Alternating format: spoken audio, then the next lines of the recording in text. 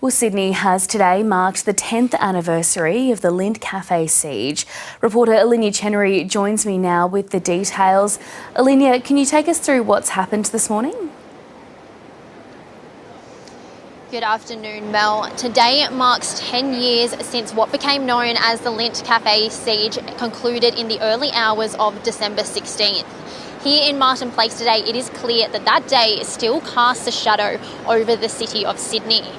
During the almost 17 hours that hostages were held inside the Lindt Café by a lone gunman, Tori Johnson, the cafe manager, and Katrina Dawson, a barrister, lost their lives.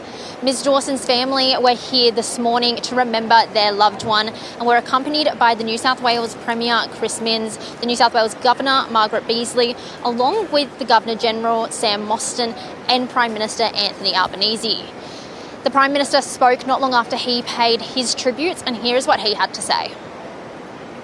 For those who are injured and all those who are traumatised by this catastrophic event, it is a time to remember them and to pay our respects.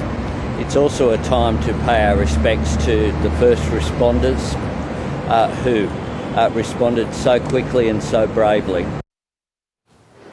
And Elinya, the Police Commissioner has also been there today. How have the commemorations been received?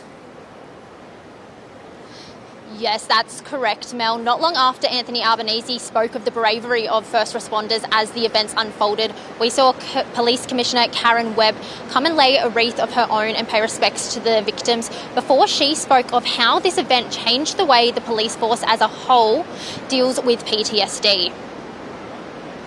I'm pleased to say that I think we've made a lot of progress in the last 10 years, and I can't turn back the clock, of course, but I do think we've made some improvements. Of course, PTSD affects not only first responders, but obviously those people who were hostages and others involved in that terrible incident 10 years ago. And so how we respond and help our officers has greatly improved since that time.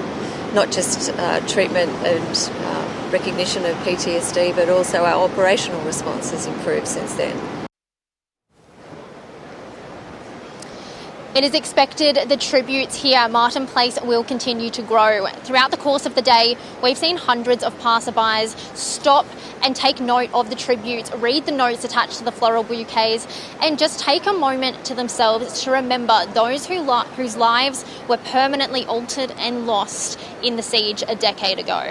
A very significant day. Elinya Chenery, thanks very much.